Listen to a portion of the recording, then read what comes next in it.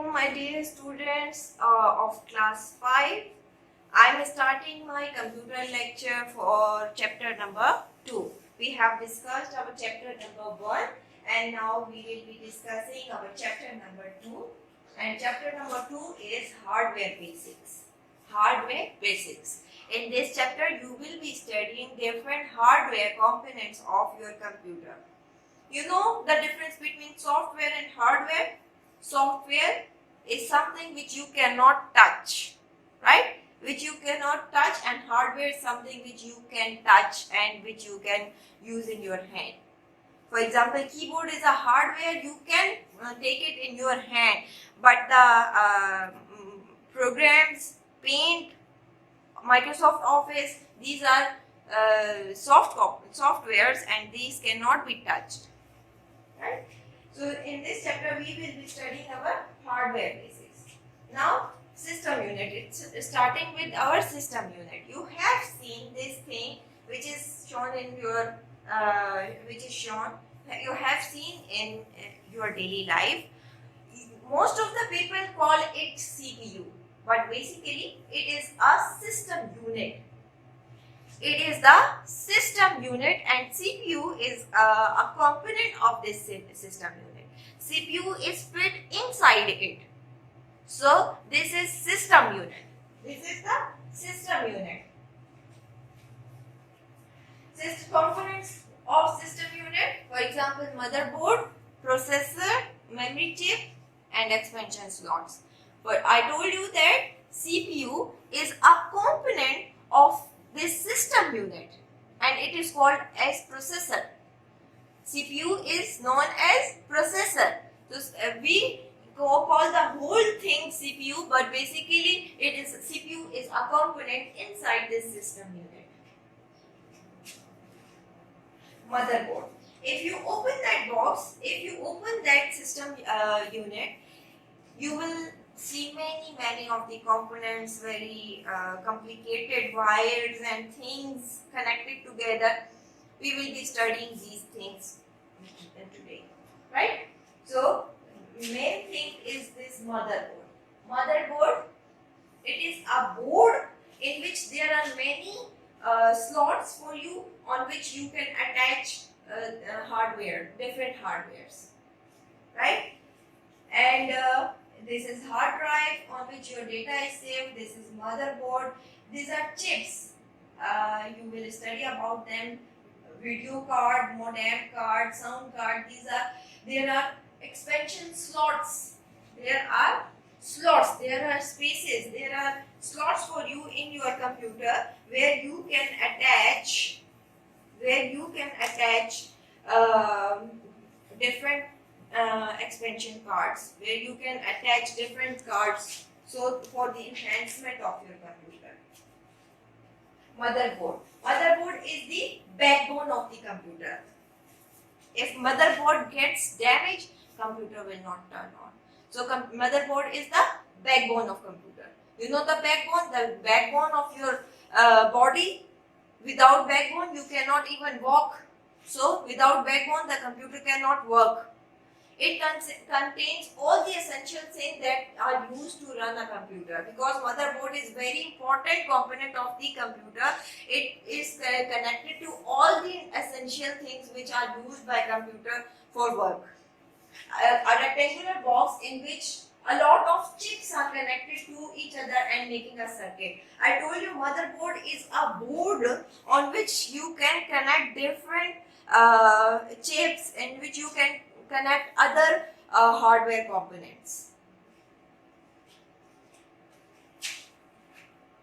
Components of motherboard. CPU is a component of motherboard. It is basically CPU is basically a card which is attached to CPU extension, which is attached to CPU slot, and in this CPU slot you will connect processor, right? So CPU is a expansion is connected to a CPU slot in which you can connect server. RAM is a component of motherboard which helps you which gives the speed to the computer. RAM gives the speed to the computer. Hard drive gives the space to the computer in which it can store any data. Disk drive and optical drive help you to play the CD or DVD. You play CD and DVD in your computer with the help of the hard drive and disk drive. With the help of disk drive and optical drive. And then there are expansion cards. I told you that there are slots in your motherboard in which you can attach a card, sound card or video card for the enhancement of your computer, for the enhancement of work you are doing in your computer. Slots for attachment of hardware, and then there are slots, many slots in motherboard. It is a board in which there are many slots in which you can attach other hardware components. Processor. I told you this is the CPU. This is the CPU which is attached to CPU slot, and in CPU slot you will be attaching a processor. There are different types of processor, Core i5, Core i3, different types of processors. You have heard about them. Processor, also known as CPU, it is the brain of computer. Different processors have different functioning speed. If you are using Core i1 and Core i5, there will be different speed of different computers, of different processors. So, processor gives the speed of functioning speed to the computer. It is the brain of computer and it is also known as CPU. Components of processor, there are three components of processor: control unit, memory unit or register, and arithmetic unit. Control unit it controls all the operations of computer. It controls the flow of information from input devices to memory unit and ALU, and then the information from ALU and MU to output devices. Okay. I told you what is the control unit. Control unit is controlling the flow of information between the input and output devices. Between the input and output devices, control unit is controlling the flow of information between the input and output devices. What are input devices? I told you input device is something through which you give information to the computer, and output devices is something through which computer gives you information. All the work between input and output is done with the help of CPU, which is the brain of computer, and main thing is controlled by this control unit. Control unit is in controlling information between the input and output devices, and also between ALU, arithmetic logic unit, and memory unit. It is controlling information between input and output devices and arithmetic logic unit and memory unit. Arithmetic logic unit, what is arithmetic logic unit? It performs arithmetic operations for you and logical operations for you. Arithmetic, what are arithmetic operations? Addition, subtraction, multiplication and division. These are done with the help of arithmetic unit. And what are logical operations? Logical operations are done with the help of this logic unit. For example, deciding whether 23 is greater than 19 or not. So this is logical operation. So arithmetic unit is controlling the arithmetic logic unit is controlling arithmetic as well as logical operations. And what is memory unit doing? Memory unit is storing the memory. Whatever information you have given to the input devices, it will be stored temporary for the in memory unit, and whatever information which is to be given to the output devices, it will also be stored in memory unit for time being. The information given to input devices is stored in memory unit before it passes to arithmetic logic unit, and the information that will be given to output devices, that is also stored in memory unit before it passes to arithmetic logic unit. The information stored is temporary. So input devices, they are receiving information, then it is stored in memory unit. It is then controlled the information is controlled by control unit, and it is then transferred to arithmetic logic unit, and then again whatever information which is to be sent is again stored in memory unit and controlled by control unit, and then sent to arithmetic logic unit, which decides whatever work you have to do, and it is then stored in memory unit and then transferred to output device. Then comes memory. Every computer has a memory through which it stores some data for you. So a chip, memory is a chip which is present in your computer, and it stores your data either temporary or permanently. Types of memory: RAM and ROM. RAM is read access memory in which you can edit, and ROM is read only memory in which you cannot edit anything.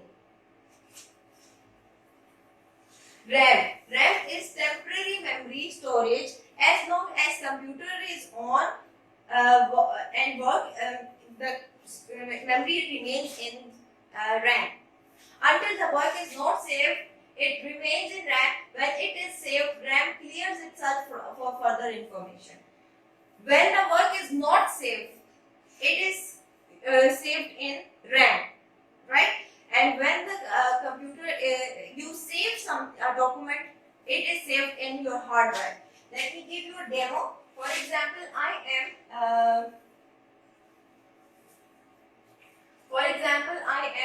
am writing something.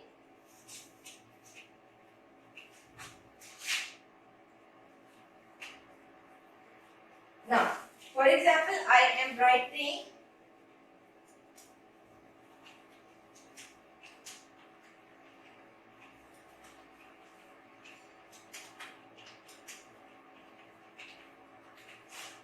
now, whatever I have typed in this notepad, it is saved in RAM, in the RAM of your computer. This thing, whatever I am typing and whatever other things which I will be typing, they will be saved in your RAM. And as soon as I close it, it vanishes. So it is a temporary memory which is being stored. It is a temporary memory. Right? It is not the permanent memory. The permanent memory is stored in your hard drive, and RAM stores the temporary memory for time being. It is like your blackboard. You write something and then you erase it. You write again and then you erase it again. You write it again and you erase it again. So RAM is temporary memory storage. Whatever is stored in RAM, it remains in the computer as long as it is turned on. When the computer is switched off, everything in RAM vanishes. Everything in RAM vanishes. Until the work is, as long as work is not saved, even it is also saved in RAM. And when you save it, it is saved in your hard drive. So RAM is something in which you can type, you can edit something, right? So RAM is read access memory. And what is ROM? ROM is read only memory, right? Data is stored in ROM when it is manufactured and remains even if computer is turned off, readable but not accessible. I give you example of CD-ROM. CD-ROM, right? There is a movie in your CD. There is a movie, right? Can you edit the work which is done in your CD?